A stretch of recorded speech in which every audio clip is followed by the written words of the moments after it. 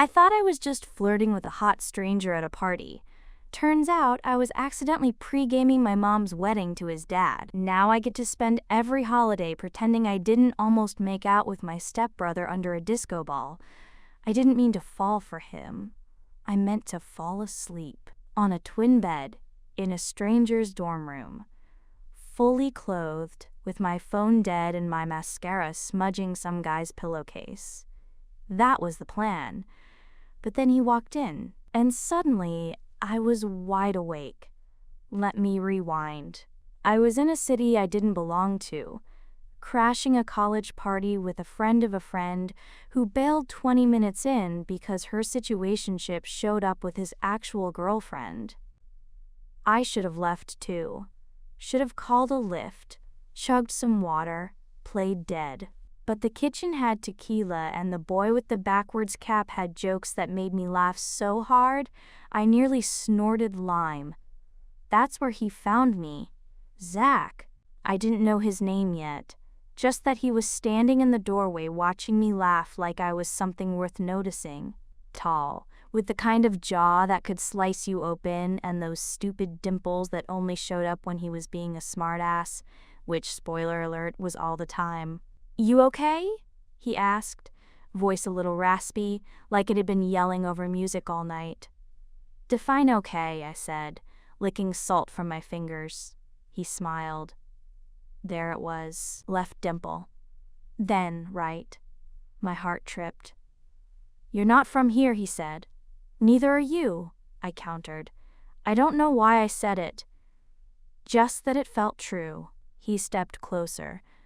"Is that your way of asking where I'm from, or are you psychic?"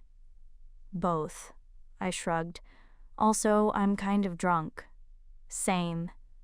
And that was it. The moment, the shift.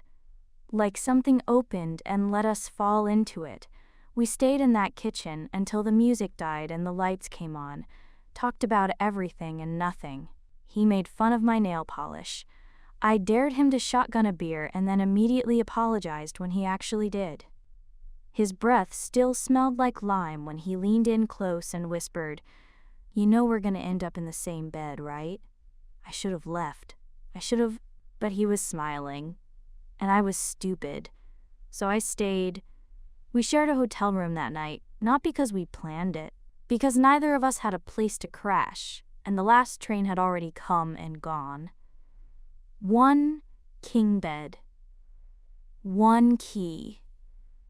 One very awkward moment of pretending to care who got which side. We didn't kiss. Not really. But we did hover in that space just before kissing for hours, until it felt like something realer than touching, more dangerous than sex. His voice went soft when he asked me what I wanted to do with my life. I lied and said, "Something important." He said, "That tracks." We stayed up talking until the sun crept through the blackout curtains. And when I finally drifted off, mascara smeared, heart too full, I thought, I want to see him again, that's all. I didn't get his last name. Didn't ask. Because I didn't think I needed to. I just knew his laugh. His voice. The way he said my name like he was already trying it out in 1,000 different tones. Teasing. Tender. Foreign. And I knew one thing for certain. I'd never see him again. That's the thing about beautiful nights with strangers. They stay strangers. Right? Right? It had been exactly 12 days since I left that hotel room with Zach. I'd replayed the night 100 times. In class. In the shower. In line at Starbucks while the barista butchered my name again. Lana? Lila? Llama? I stopped correcting them. Every time I closed my eyes, there he was. That dumb smirk. Those dimples. The way his voice dropped a little when he said, "Lena," I told no one. Not even my best friend, which is saying something because I once live texted her through a yeast infection, but something about him felt like a secret I wasn't ready to share.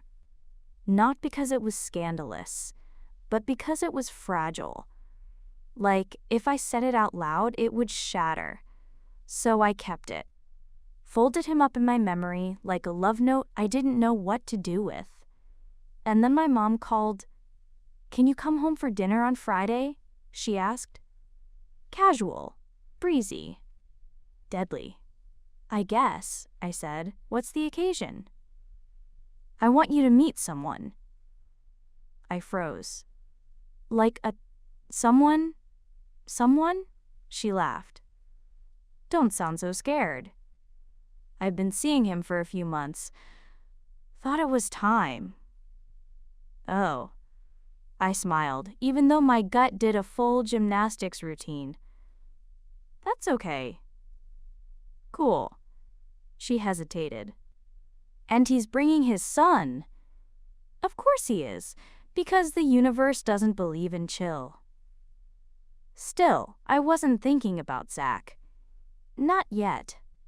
I was thinking about how weird it was going to be watching my mom flirt with someone who wasn't my dad, while also trying not to cry into my mashed potatoes. I was mentally bracing for that kind of discomfort. Not this. Not him. Not Zach walking through the damn front door carrying a bottle of wine and smiling at my mom like he already belonged there. I didn't recognize him at first. Because my brain rejected it. Like, no, that's not possible. That's not your almost one-night stand from 2 weekends ago. That's just some guy with dimples and a smirk who... Lena. He said it like a question, like he wasn't sure either. My heart stopped, dead. Flatline. Then I heard my mom's voice like it was echoing through water. "Zach, this is my daughter. Isn't that funny? You're the same age." I looked at him. He looked at me. And we both realized at the exact same moment. Oh my God, we're about to be siblings. We sat through dinner like two people, trying not to let their shared trauma show. My mom and his dad? Flirting, giggling, toasting to new beginnings with $8 Prosecco. Me and Zach? Silently trying not to combust. Every time I looked at him, my brain screamed, "You've seen him shirtless." And worse? You liked it. And worst? He kept looking at me like he remembered too. Like he wasn't sorry. Like he wanted a do-over. At one point, I went to the kitchen to help with dessert. He followed. Of course he did. Because I'm not allowed to breathe without this turning into a YA novel with moral ambiguity. "You okay?" he asked. Voice low. I whipped around. "What are you doing here?" He blinked. Eating lasagna? No, I mean here, with my mom. Your dad. He exhaled, scrubbing a hand through his hair. Trust me. I didn't know either. Until he showed me a photo of her last week. I thought I was hallucinating. "Well, surprise," I muttered. "We're in a Hallmark movie written by Satan." His lips twitched. That stupid smirk again. "Don't smile," I snapped. "I am not." "You are." He leaned in. "You know this is technically not illegal, right?" I gasped. "Zach!" "What?" He shrugged, eyes full of mischief. "We didn't do anything wrong. We didn't know. And we didn't. We almost. But we didn't." I swallowed hard. He was too close. The kitchen was too warm. The pie was burning. My whole life was burning. Back at the table, our parents were already talking about wedding venues. Wedding, as in vows, marriage, step, as in, he will be my stepbrother in exactly 36 days. I sat back down, numb. And then my mom, all bright-eyed and oblivious, looked between us and said the line that would haunt me forever.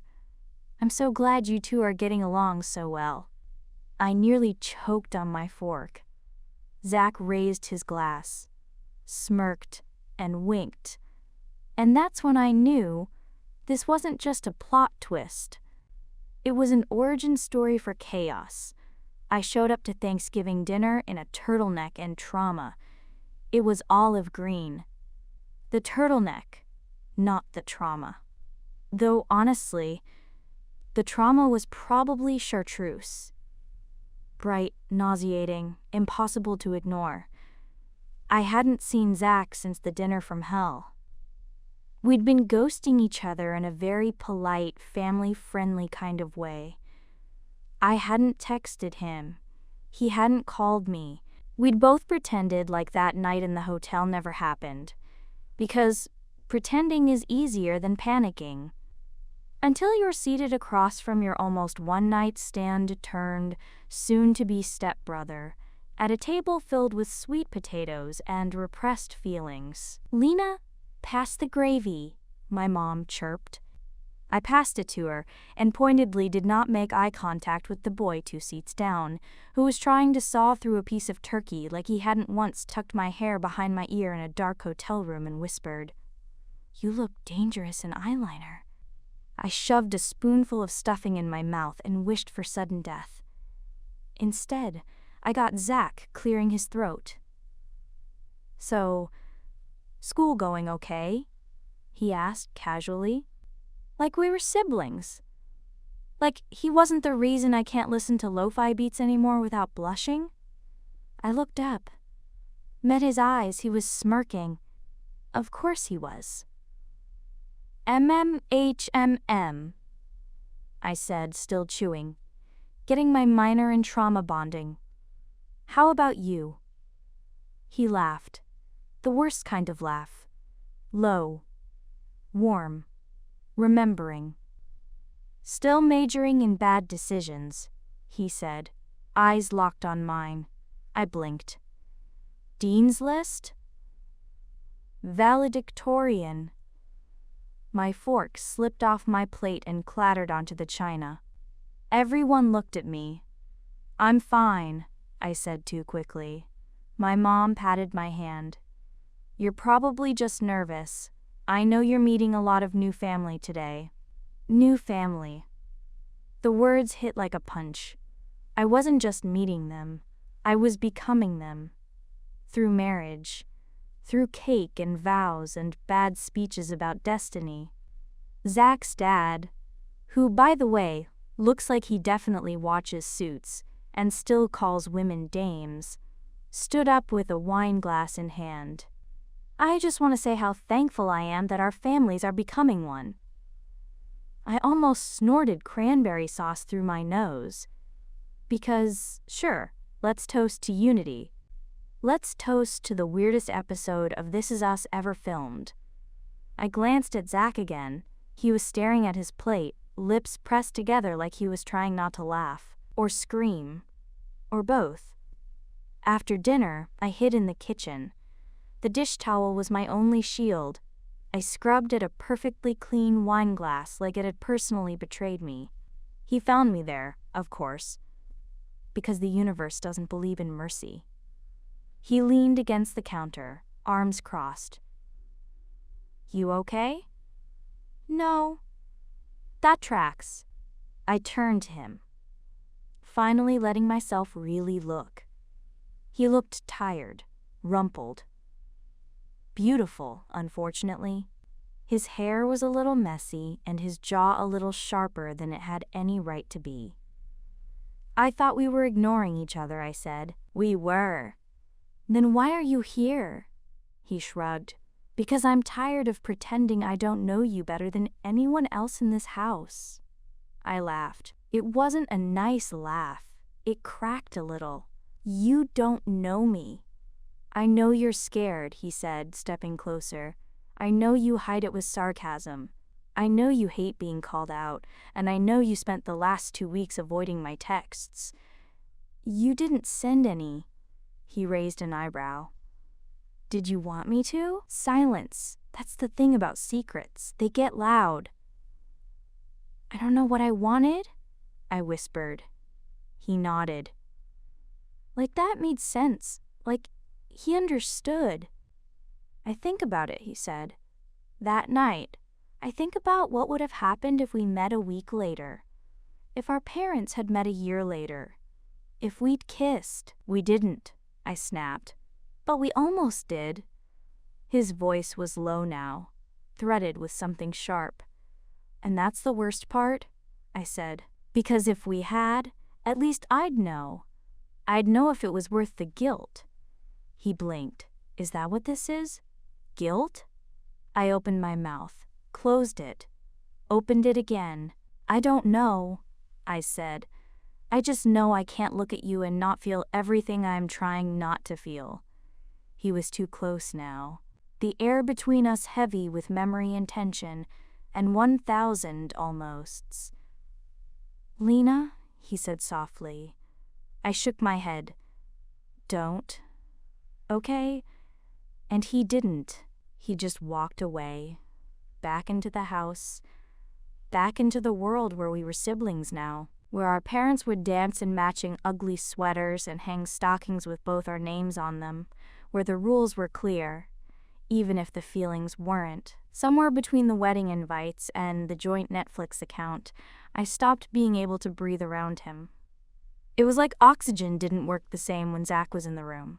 Everything got thinner, tighter, like the universe was punishing me for not being better at letting go. Our parents were in full lovebird mode. My mom started calling his dad babe in public, and I seriously considered joining a cult just for the peace and quiet.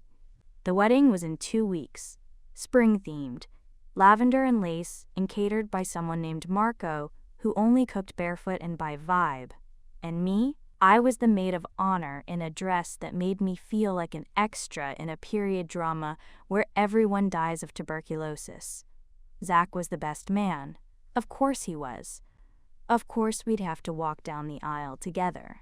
Of course I'd have to smile and hand him a ring and pretend that my body didn't remember the way he looked in hotel room lighting, all soft shadows and wicked thoughts. But we were good. Kind of. We were playing the part.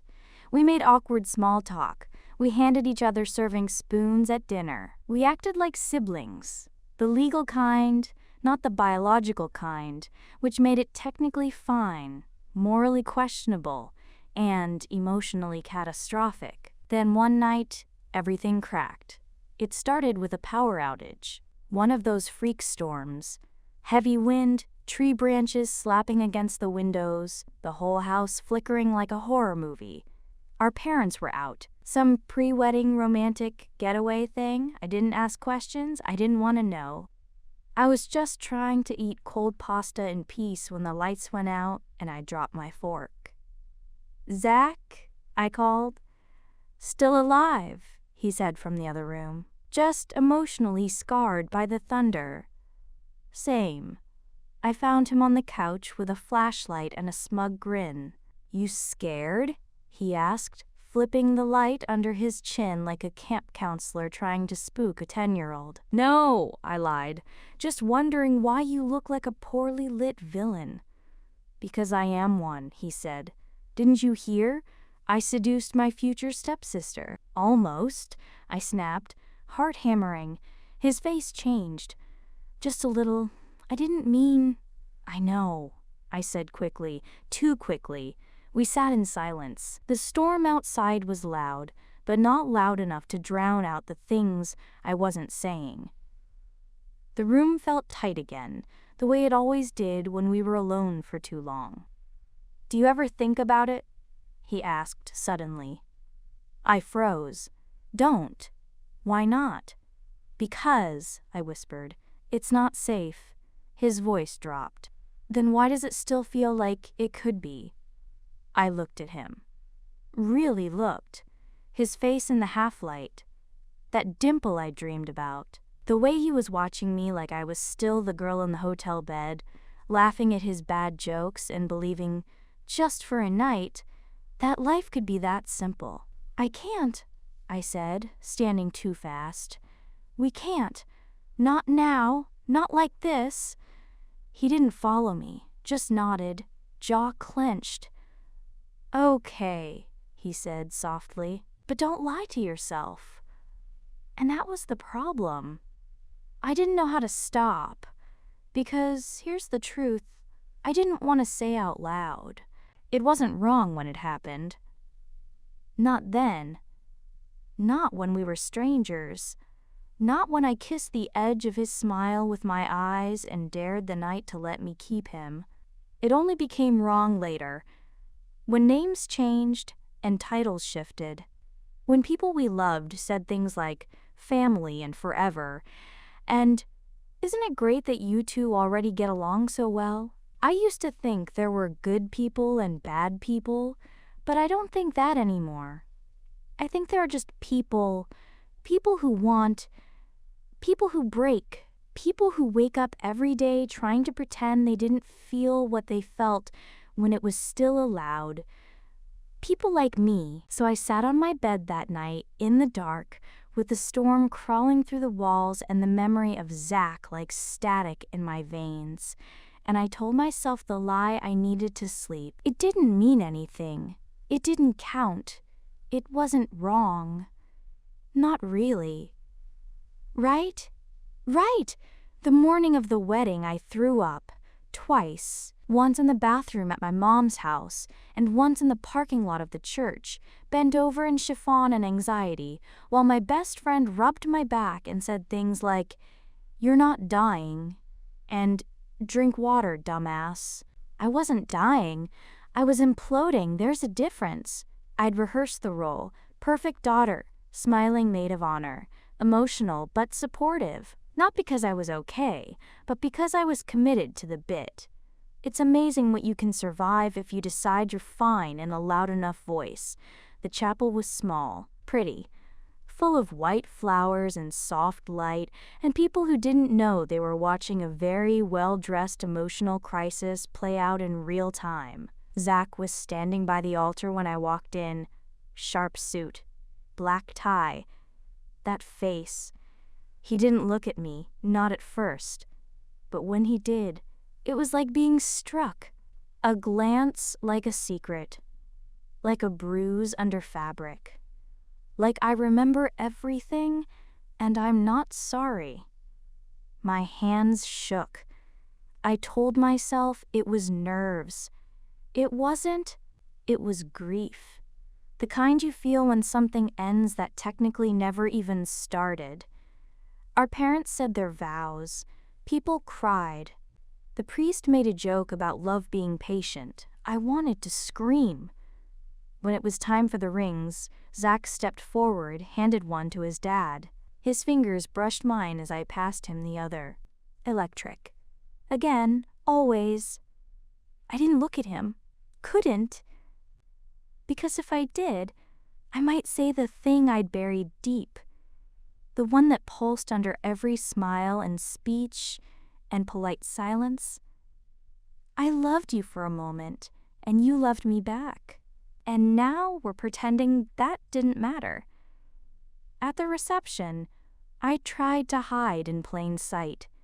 Cheeks sore from smiling, dress too tight, champagne too warm. But the music was loud, the lights were low, and everyone was a little drunk on love and wine and the fantasy of blended families. My mom was radiant. She twirled on the dance floor with my new stepdad, while people cheered like we were all in a movie that ends with happy tears and monogrammed towels. I kept watching Zach. He didn't dance. He just stood near the edge of the crowd, hands in his pockets, watching me, like a storm in a suit. Like he was waiting for the credits to roll so he could finally say what he'd been holding in his teeth. We didn't speak all night. Not until the very end. I was out by the patio, heels off, mascara smudged, trying to breathe. He appeared beside me like a ghost, or a wish I should have made with more caution. "Hell of a party," he said. I nodded. Neither of us looked at each other. "You looked beautiful," he added after a beat. "Don't?" I whispered. "I'm just being honest." "Yeah, well," I swallowed. "Honesty's expensive." Silence. "I kept thinking," he said, "that maybe it would fade. Whatever this is. That I'd wake up one day and it'd feel distant, unimportant. And it hasn't." I turned, finally looked at him. He looked tired, honest, haunted. "Why are you saying this now?" "Because I needed to say it at least once, even if it doesn't change anything." "It can't." "I know." He stepped closer, and for a second, I thought he might kiss me. He didn't. He just brushed a strand of hair behind my ear, soft, devastating, and then he whispered, almost like he was telling me the punchline to a joke we were both too sad to laugh at. "You're the only secret I don't want to forget." Then he walked away, left me standing barefoot in my stepfather's backyard, in a dress I hated, with a truth too big for my chest. That night, I cried in the bathtub, not because I was heartbroken, but because I didn't know where to put it all. The memories, the want, the what-ifs. I kept trying to file it under mistake, but it didn't fit, and I didn't know how to carry a story that ended before it had permission to begin. We never talked about that night again. Not the hotel room. Not the way he looked at me when he thought I was asleep. Not the way my heart climbed into my throat when I heard him say my name in the dark. After the wedding, things settled. Or at least we got better at pretending they had. The family group chat was renamed the New Us Ring Party Popper, complete with bitmojis and way too many exclamation marks. We went to brunch once a month. Took awkward selfies. Posted them with captions like, "So grateful to be part of a beautiful blended family." Everyone clapped. No one knew. That's how secrets survive. Not with silence, but with applause. Zach and I played our roles. Step-siblings. Friendly, warm, just close enough to be believable, just distant enough not to burn. And yet, sometimes, when no one was watching, his eyes would flicker toward mine like a dropped match. Just once. A second. Enough to spark. One time, after dinner at our parents' house, I passed him in the hallway and he said quietly, "You cut your hair." I hadn't even realized he'd noticed. But he had. He always had. And I wish I could tell you there was a big, dramatic moment, that we had one last kiss, that we set the world on fire just to say we had the match in our hands. But that's not how real stories end. They end slowly, quietly, like a faucet drip you get used to, like forgetting the sound of your own laugh when it was with him, like deleting the photo and telling yourself it was blurry anyway. I went back to school. He moved to another city. We texted less, then not at all. He became my stepbrother in conversation. My mom still tells people how lucky we are. The kids get along so well. And every time I smile. Because what else can I do? Confess that we were almost a love story. That we were a heartbeat away from a scandal. That I still think about him when certain songs come on. Not in a what-if way, but in a remember when it didn't hurt yet kind of way. I never told anyone. Not my best friend. Not my therapist. Not even myself. Not really. I just carried it like a bruise under a sweater. Quiet, personal, unmistakable. He was the boy I laughed with in a hotel bed before I knew his last name. The boy who kissed the air between us, but never crossed it. The boy I almost loved before fate gave us matching parents and rules we couldn't bend without breaking something precious. And sometimes, late at night when I'm half asleep and scrolling TikTok, I'll see some chaotic girl confessing her own forbidden, almost love story, and I'll laugh. Not because it's funny, but because it's familiar. Because there's always someone out there asking the same question I still whisper into my pillow years later. Was it wrong? If it felt so right, and there's never an answer. Just silence, and maybe, somewhere, a boy with dimples watching the same sky, pretending he doesn't remember me too.